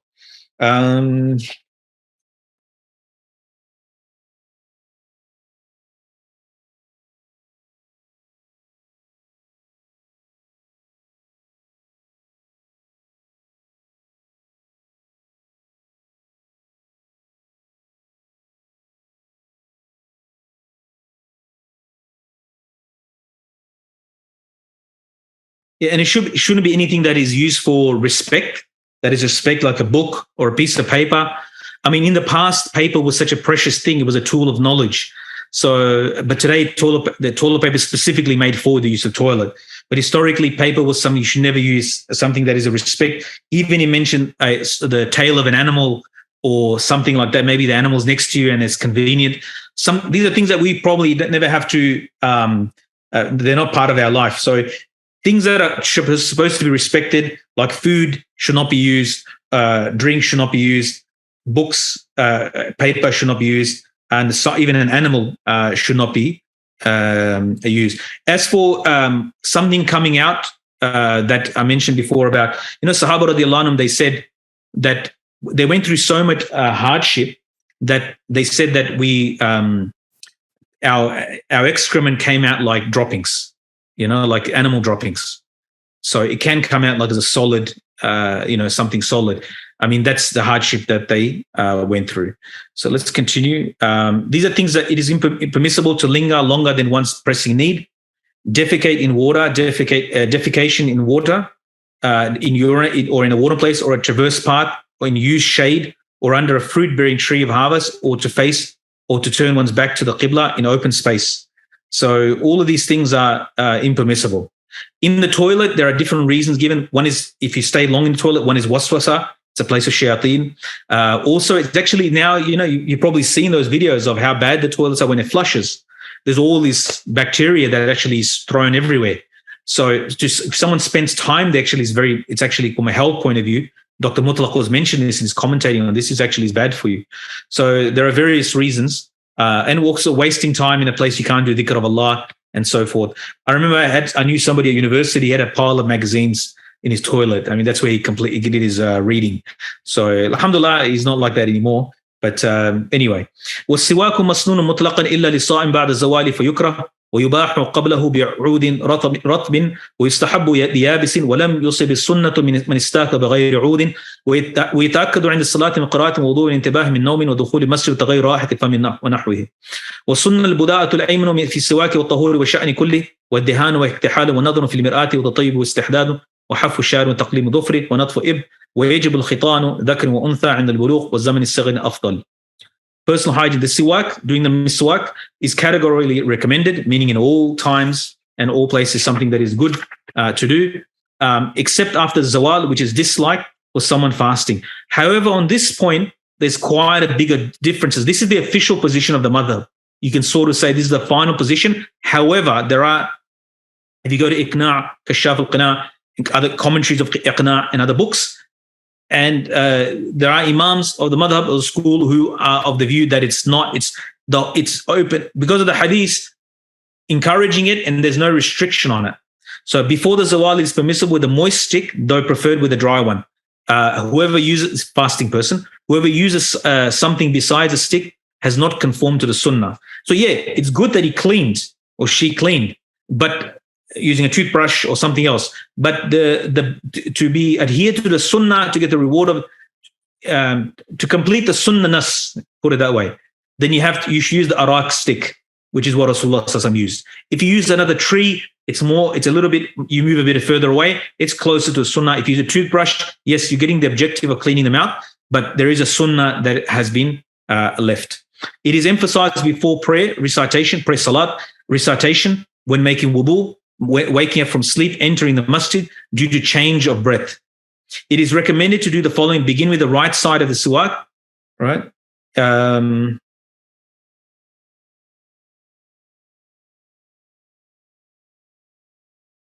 start with the right side. Sorry, to start with the right side and purification and all affairs. To start in siwak, in wudu, in all matters, the good things you should do with your right.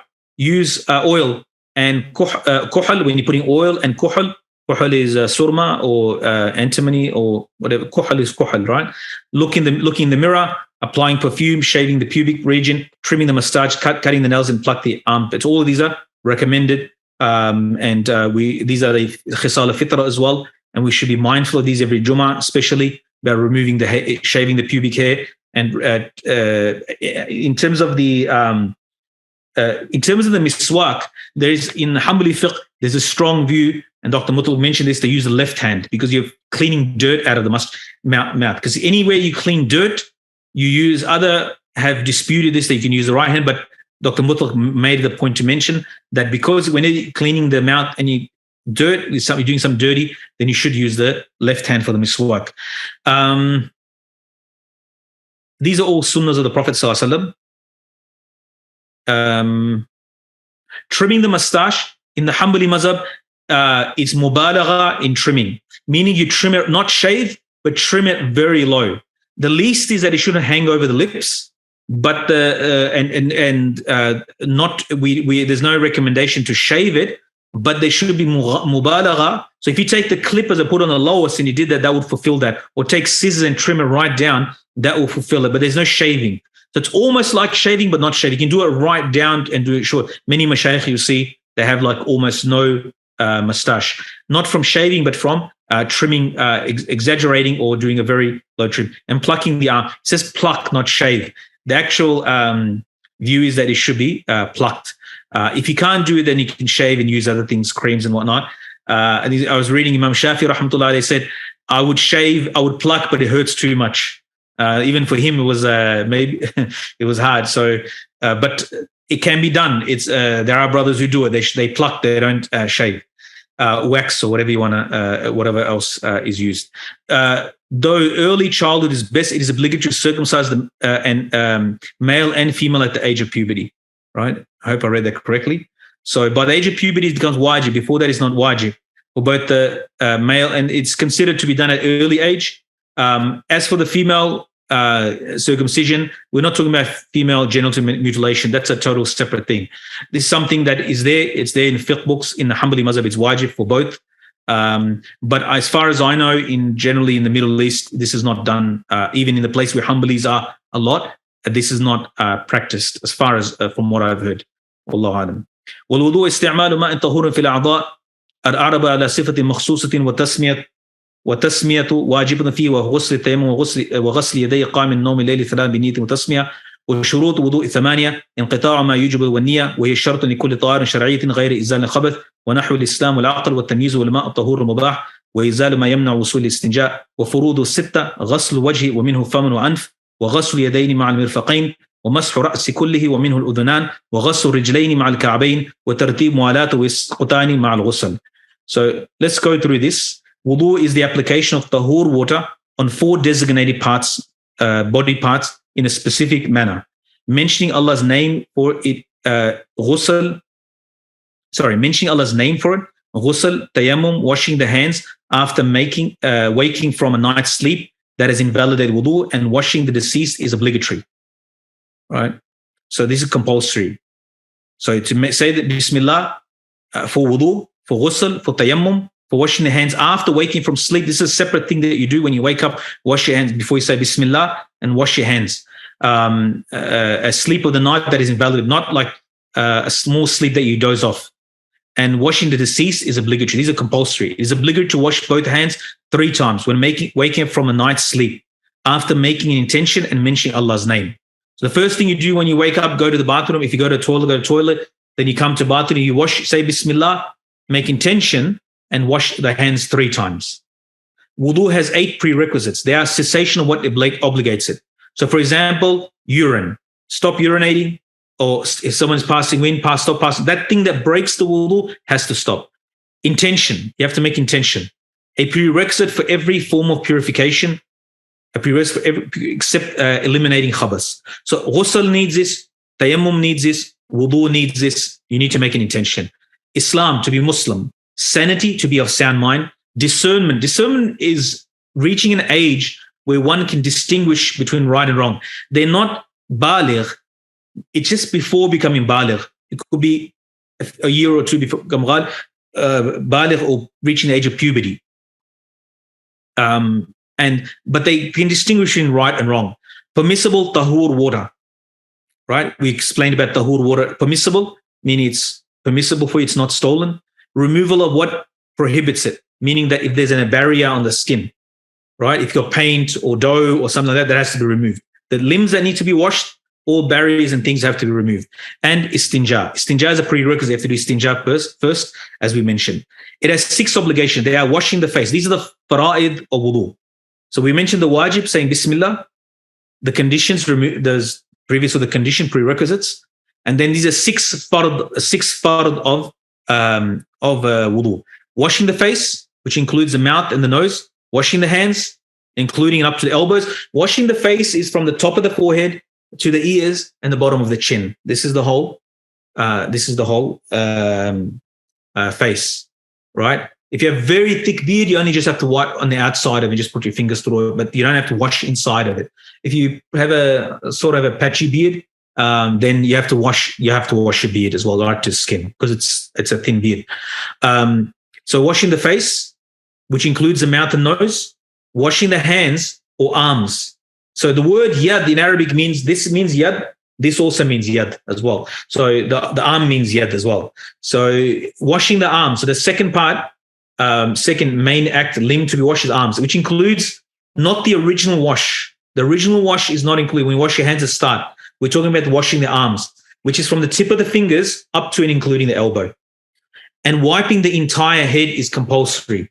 In the fiqh al-Shafi'i, they have 3 hairs. In the fiqh al-Hanbali, it's a quarter of the head. In fiqh al-Maliki and Hanbali, it's the whole head, including the ears.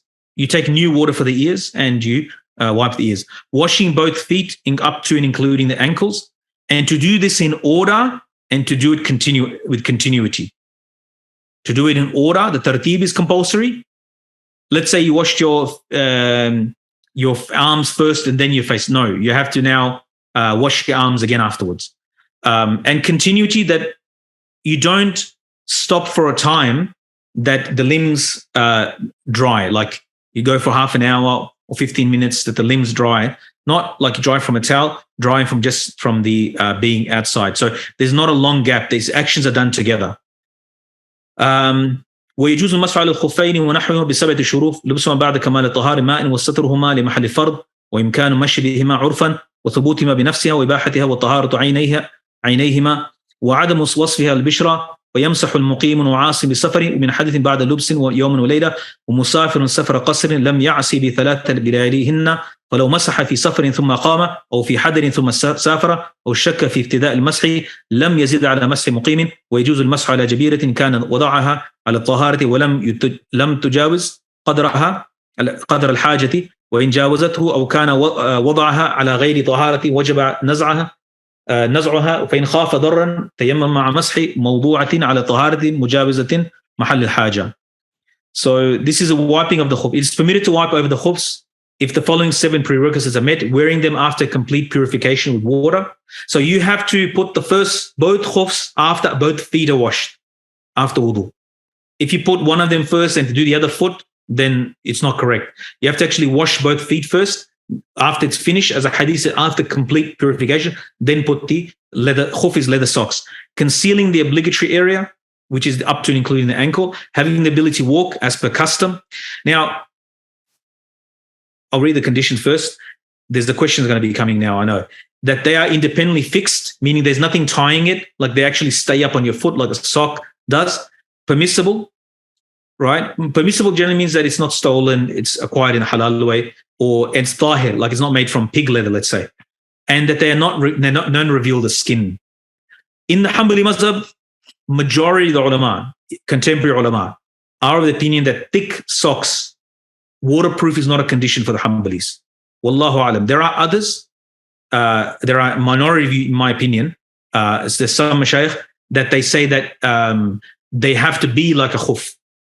However, if you look at the text, modern socks, thick, very thick work socks, or sports socks that go above the ankles. I'm talking about thick winter socks. Definitely, wallahu alam, fit the bill, and you can wipe over them. Some of our texts in Hanbali fiqh explicitly mention that waterproof is not a condition.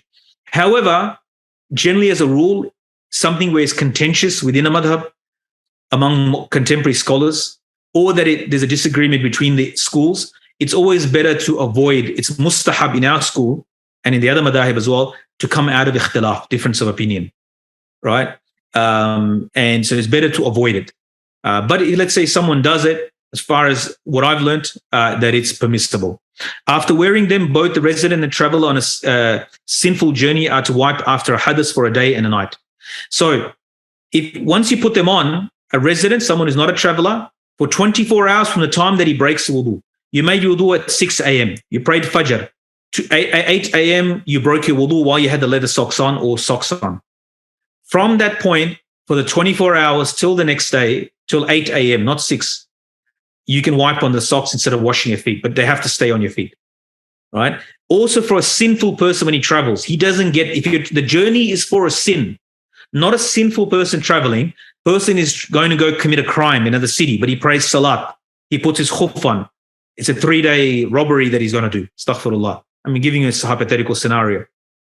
He's not allowed to shorten his prayers because the purpose of his journey is a sin. And for a traveler, 3 days, 72 hours from the first time he breaks the wudu after putting it on. If someone were to wipe during travel and then settle as a resident and then travel, or doubted when the wiping period began, they are not to exceed the wiping period of a resident.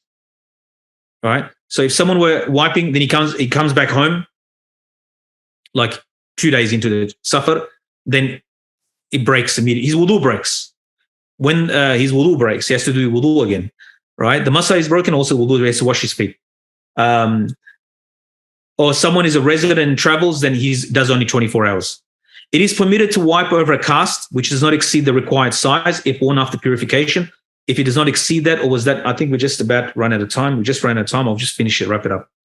It is permitted to wipe over a cast or a splint or anything that is there to hold injured bandages, which does not exceed the required size if worn after purification.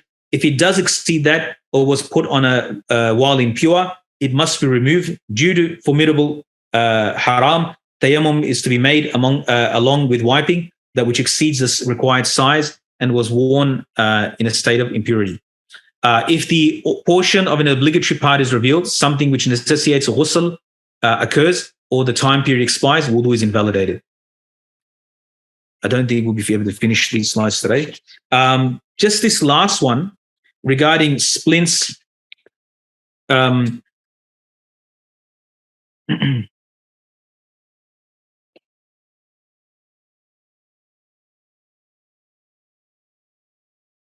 basically, I'll just summarize it. You can look at the slides again later on. Maybe you want to go to the previous slide. Yeah. Basically, there are 4 states that you can be in when you wear a splint for an injury. You can wear it in a state of wudu or without a state of wudu. And if you wear it in a state of wudu and not in a state of wudu, there are 2 additional breakdowns. Either that the splint goes more than what is needed or according to what is needed, right? So if you wore in a state of wudu and the splint or the cast is in, you wore in a state of wudu, the splint was put on or the cast was put on when you're in a state of wudu, and it doesn't go more than what is needed, right? Then when the time comes to wudu, you do wudu as much as you can, right? You wash whatever you can, and then you just wipe the whole cast or splint. That's number 1. The second one is that you have wudu, like the first 2 have wudu, but the splint or the cast goes beyond what is needed. It's unnecessarily is made extra. So you wash whatever you can, you wipe over the bandages or the splint or the cast, and you make the tayammum for that extra bit that you're unable to get to, that you have to do of the fard. Of course, if it's covering something that is not fard, that's a different case. Like let's say you've got a cast on your knee, but your foot is clear, so that doesn't even apply. That doesn't affect anything. The third state is that the last 2 states are that you don't have wudu. The first one being that there's no wudu, and it actually it's the same thing. Whether the splint goes more or not, you just wash what you can and you do tayammum. There is no wiping in this state. So if you put it on a state of wudu, if you put it on a state that you don't have wudu, then you wash whatever you can and do tayammum, and there's no wiping. I hope that's clear, inshallah.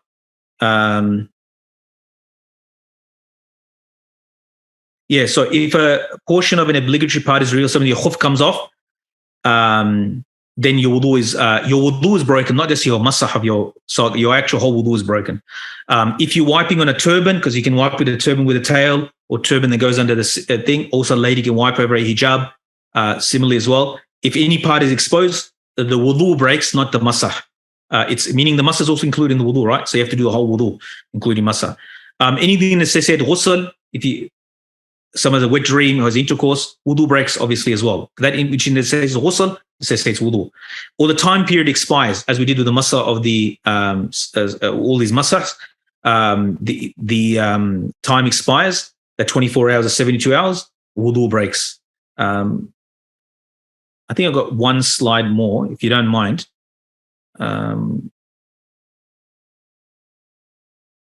Yeah, that's it. So we'll just go through the last slide. I won't read the Arabic, just due to timing constraints.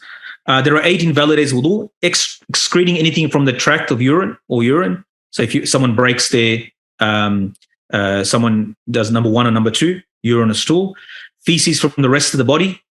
If it comes out of other than the 2 tracts, excretion of other things such as vomit or blood comes out of the body, considered abundant. This is on the estimate of the person, if they consider it a lot. Loss of consciousness, except for dozing, someone standing or sitting. So fainting, washing the deceased or a portion thereof, actual washing, not pouring the water, not helping outside, but actually they were handling the body. Eating camel meat, this is specific only to the Hanbali mazhab, even if raw, a cause which is purely devotional, as its other parts do not invalidate. So if you eat the liver or drink the milk or the soup or the gravy, the curry, whatever, that doesn't break the wudu. But eating the meat, even if it's raw, it breaks the wudu. Touching and attached humans. Just one thing about loss of consciousness. Does it mention sleep here? No, it doesn't. So sleeping, light sleep, where you're sitting and you are aware of your surroundings and you can hear people and so forth, and you just sort of doze off light, that's excused. But it's a very light sleep. Even sitting down, even if you're sitting down cross-legged and you snore and fall asleep, your wudu is broken, right? Touching an attached human sex organ, to touch the body or anus, even if deceased, with their hand, excluding the testicles and the location of the severed sex organ, like the place where the sex organ is, if it's cut off, can happen, will break the wudu. The desirous touch of the opposite gender without a barrier, even via extra appendage to another. Extra appendage is like someone has a 6th finger, right? If a 6th finger touches a 6th finger, it breaks the wudu. I mean, the fuqaha, the jurists didn't leave anything, any stone unturned, subhanAllah.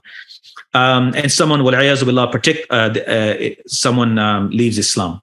So I hope that's clear. Everything which requires ghusl requires wudu except death, which only requires ghusl. Wudu is recommended.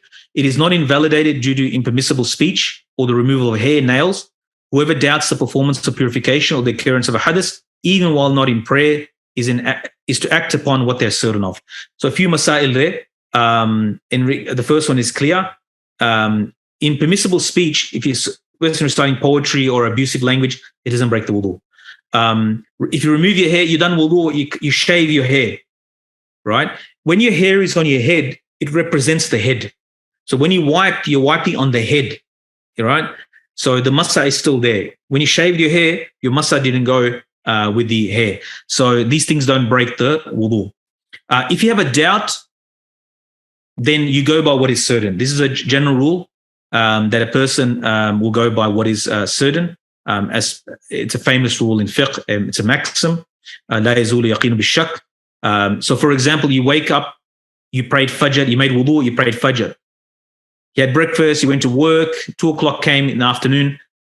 You remember making wudu, but you didn't break it, you didn't sleep, you didn't do anything, you didn't do any of the previous page, the list, nothing happened. You have wudu.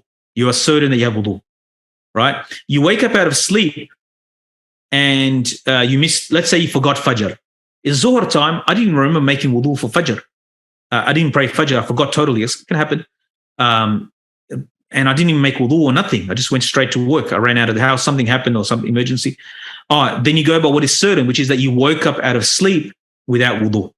So it goes both ways. So you act by what is certain. Don't give room for shaitan to confuse you. Some people suffer this. It's like an OCD and it goes over the top. I'll just quickly check we won't be able to go through the second book. Some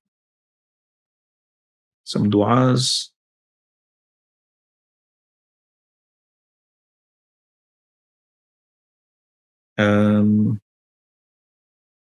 Is hair color considered as prohibited wudu? If it's like paint and it creates a barrier, then yes, but not otherwise. Otherwise, it's like henna. Henna, what is henna? When you put it in mehendi henna in the hair, it's the color, right? and it colors the hair, actually gives a color to the hair. It doesn't create like a paint. It doesn't like cause a barrier between the hair and the water. So yeah, your wudu is fine, your ghusl is fine. Someone asked about the next book. Look, Umdatul Fiqh is an amazing book, but it's generally not considered a syllabus book in the later Hanbalis. There are other books that give the final position more clearly and forcefully, and so we go by the later books, but it's an amazing book, obviously. It's like a Middle Ages syllabus book. The classes are 1.5 hours, so I've gone over a little time. We started a few minutes late, and I did a whole introduction. I think... So Zawal is midday, Dhuhr time, the start of Dhuhr time, or just before Dhuhr time. Yeah, it's disliked after that, correct. The slides, I'm not sure what the arrangement is for the slides. I think my advice to you, because since the slides are the book, my advice to you to purchase the book, inshallah. You can get a ebook of it as well. It's available. Just search for the book online. You'll find it, inshallah. All right. It's available on Amazon. وإياكم. Any other questions?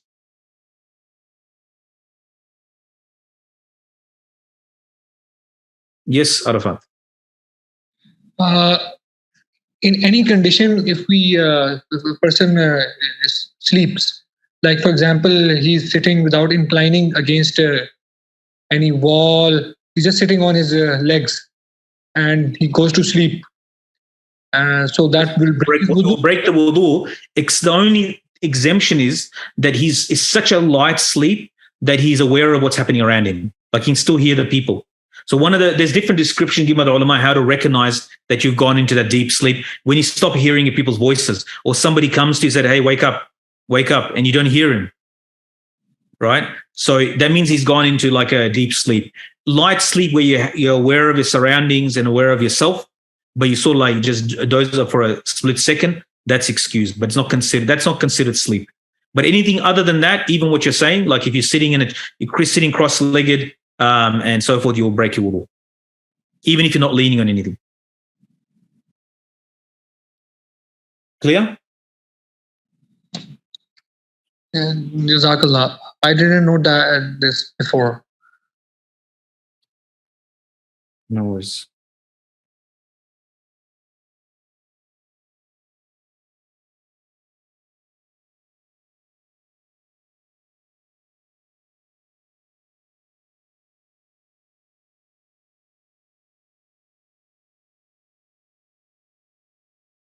Any other questions?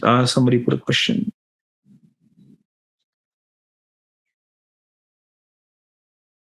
One more question, Shaykh.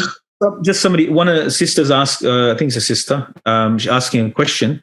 I've been studying Arabic for 2 years in school, but can't even understand a single jumla in Islamic mutun.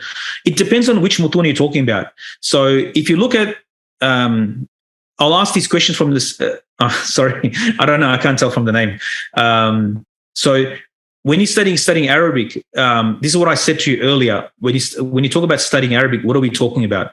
So Arabic can be studied language can be studied for many purposes. But I would love that you create a course. I can, in 10 weeks time, I can get you reading in 10 lessons, not this lesson, in 10 lessons, maybe 20 lessons, let's say. Maybe I don't want to put too ambitious a target. You can actually read a fiqh matan text like Bidayatul, al-Abid. I guarantee it. If you study Arabic for 2 years, I guarantee it, you just have to put things a little together. Someone needs to actually help you go through it. Right? So if you look at a matan, right, it's a very standardized language. It's the easiest way to teach someone Arabic because the words are repeated. It's not difficult language. You have translation already, and you have it's a standardized. On one page, you're going to find mudaf mudaf ilayh, fi'l fa'il maf'ul. These are the grammar rules for those who might not know. Mubtada khabar, jar majroor. There's only like 10 rules you'll find on a page of fiqh. It's a legal manual, right? It's got to be very it's very like compact, and they don't use that's the problem. Part of the problem is depends on, is you say the brother saying that my school seems to be focusing communication. That's also a good goal. But if you want to read a matan and understand a sheikh who's speaking, teaching fiqh, the beauty of fiqh, this last thing I'll leave you tonight with, the beauty of fiqh is that it gets progressively more detailed. Hadith starts coming into it, language starts coming into it, Quran ayat starts coming to it. So it's like a gateway to all the other Islamic sciences. It's ashraful ulum, the most noblest of sciences, as one great Imam said, because you need all the science in it. So if you start with a basic matan like this, I had students reading this text in the mosque who are not alims. They're just your average brothers who come to the mosque, young one and old ones. They were reading the fiqh book and translating it. I just did an experiment to test them at how much Arabic. I realized fiqh is the shortest way. If you study hadith literature, because Rasulullah Sallallahu Alaihi Wasallam is talking to a community and he's speaking in their eloquent language to them. If you read Quran, it's kalam of Allah, a lot of balagha in there. But if you read a fiqh book, it's very simple. It's very simple and compact. There's not a lot of language. It's a legal language. Yajibu, tajibu, it's wajib, it's sunnah, it's this. It's just telling you do's and don'ts at the end of the day.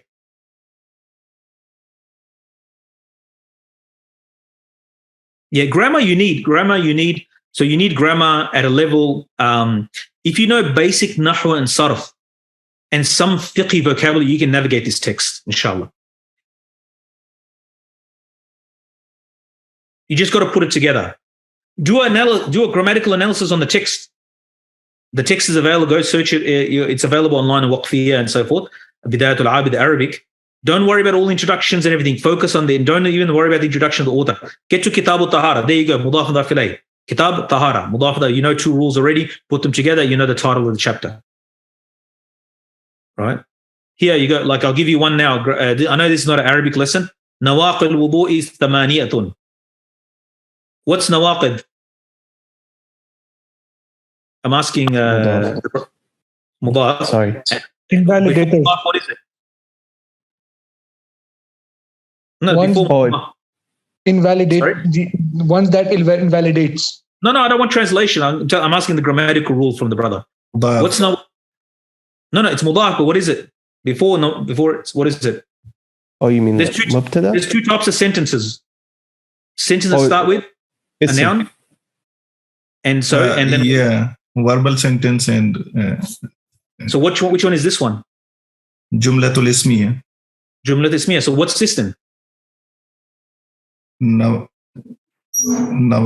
mudaf ilayh is the mubtada. Mubtada and thamaniyatun is khabar. Khabar. There you go. Mubtada, khabar, mudaf ilayh. You know this whole sentence. You see what I mean? Like there's not a lot of rules. There's not a lot of rules. You'll be able to read a fiqh book very quickly in Arabic, inshallah. You just have to put it together. There's 10 rules you have to put together, 10, 20 rules you put together, you'll be able to navigate a fiqh book, inshallah, in Arabic directly. And then when you listen to a sheikh, and the beauty of 2023 is on YouTube, you can slow down these Arab sheikhs. So they speak really slow. You can put it at half speed so you don't miss anything. Inshallah. Any other questions from any of the brothers, sisters? All right, all good. We'll call it a night. I do apologize. We went way over the time. Alhamdulillah, we finished the portion for today. I'll visit the other book next week. Inshallah, we'll start next week as a recap. I think that's probably a better way to do it, that we recap in the other book next week as a refresher. So instead of doing it twice in one day. Barakallah fikum. Assalamu alaikum wa rahmatullahi wa barakatuh. Wa alaikum assalam. Jazakumullah. Wa alaikum assalam wa rahmatullahi wa barakatuh.